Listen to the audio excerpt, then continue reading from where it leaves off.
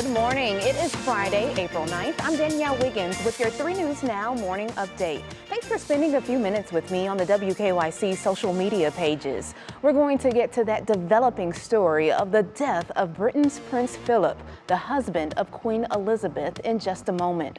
Remember, feel free to share your thoughts on this story and all the stories covered in this edition of 3 News Now in the comments section. And as always, you can let me know your name and where you're watching from. But first, we get a look at the weather with meteorologist Jason Frazer. Here's a look at downtown Cleveland from our camera at Cleveland State. You can see they're beautiful. Many of us had rain overnight, and many of you are checking into our Doppler radars on WKYC.com after we saw record-breaking temperatures yesterday, and then that rain, as I said, from overnight. Well, Jason lets you know when all of the rain will move out.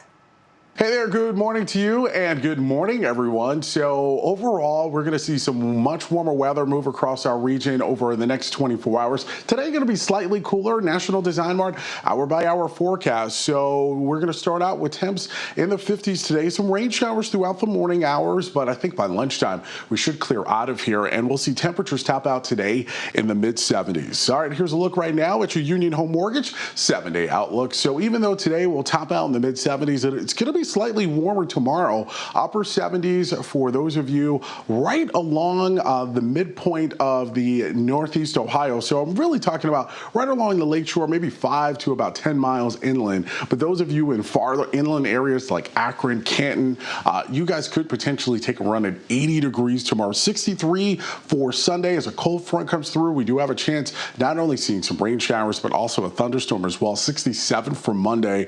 And then we're pretty much in the upper 50s and low 60s on Tuesday, Wednesday, as well as Thursday. Have a great weekend. Thank you so much, Jason. And now we turn back to the developing news out of Britain. The royal family announcing that His Royal Highness Prince Philip, Duke of Edinburgh, has passed away. The brief announcement was made shortly after 7 a.m. this morning. We are still waiting to hear more details for the arrangements. Now, here's a look at Buckingham Palace. So as you can see there, people starting to line up outside of Buckingham Palace. Now, what we do know is that the Twitter account for the royal family says Prince Philip passed away at Windsor Castle this morning. He was 99 years old. Now, Prince Philip spent a month in the hospital earlier this year before being released on March 16th to return to Windsor Castle. He married Queen Elizabeth II in November of 1947. As you can see, flags are at half staff here. So as Britain mourns their Prince Philip. So Prince Philip, he has 4 children with Queen Elizabeth, and Prince Charles, of course, is their oldest, and he is the next in line for the throne. So we have more on this developing story on WKYC.com. So make sure you stay here, WKYC.com, as details come out on the death of Britain's Prince Philip.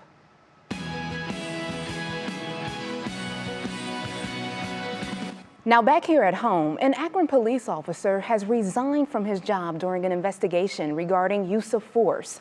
So this is video that you are about to see from the officer's body cam, which was just released. No, I'm not. Don't touch me, bro. Don't touch me, bro. I'm causing you gonna kill me. So my son. Investigators say the video was all in response to a domestic violence call back in February on Vernon Odom Boulevard in Akron. Officer John Turnier shoved snow in the face of Charles Hicks while arresting him. When you are purposely and knowingly restricting the airway of someone, that is felonious assault and or attempted murder, in my opinion. At this point, the officer is not facing any criminal charges. Hicks's attorney is asking for an independent review. Meantime, the city of Euclid has reached a $450,000 settlement with Richard Hubbard. Now, this is the man that you see here in this video being punched repeatedly by police officer Michael Amiot. Police said Hubbard had refused to get out of the car. Officer Amiot was fired, but later reinstated. And this morning, the union at the Ford plant in Avon Lake is preparing workers for layoffs. United Auto Workers notified members this week that Ford is looking at short-term layoffs starting as soon as next week. Well, it is to help the company deal with production slowdowns. Just last month, the news broke that Ford was backing out of its agreement to build a new line in Avon Lake, so a new line of cars in Avon Lake, instead moving the $900 million investment to Mexico. Now, turning to the coronavirus, 1/3 of Ohioans have had their first coronavirus vaccine. But Governor Mike DeWine says we are still in a race. So we can still turn this around if more people continue to get vaccinated. This is a race. We are in a race. And it's it's a life and death race. So let's look at the numbers here. So it's a steady upward climb of new COVID cases. They continue. On Thursday, the state reported 2,742 new cases, which ties a single-day high going back several months. Okay, so the Ohio State Fair will be very different this year because of the pandemic. The fair will go on, but not open to the public. It will instead be limited to exhibitors, their families, and guests. It will also stretch over a longer period of time, running July 19th through August 8th. Rides, concerts, the food, and all of that are expected to return next year. So Governor Mike DeWine says he wanted young people who advance from smaller fairs in the state, well, so that they can still go to state and still be able to compete.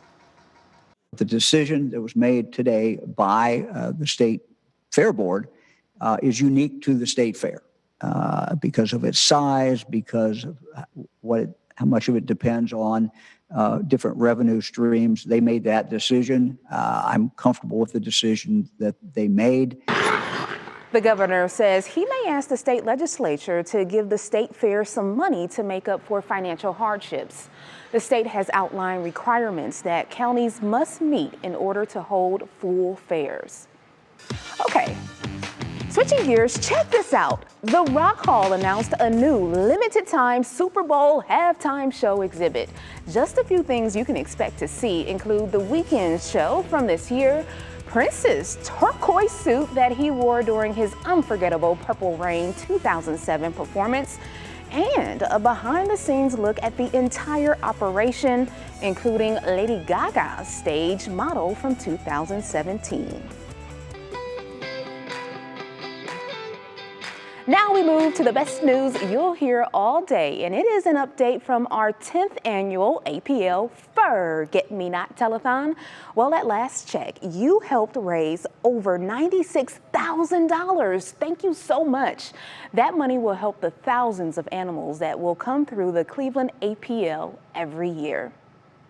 Well, thank you so much for all of you who have helped to raise that amount.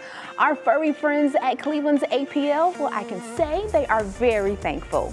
Also, thank you for joining me on this edition of 3 News Now, your morning update. Our digital team will continue to bring you the stories making headlines around Northeast Ohio and the world. Also, the latest update on the death of Prince Philip. Make sure you continue to check our social media pages and WKYC.com throughout the day. I'm Danielle Wiggins, and I'll see you Monday morning on Go, starting at 4:30 a.m. Have a great weekend, everyone.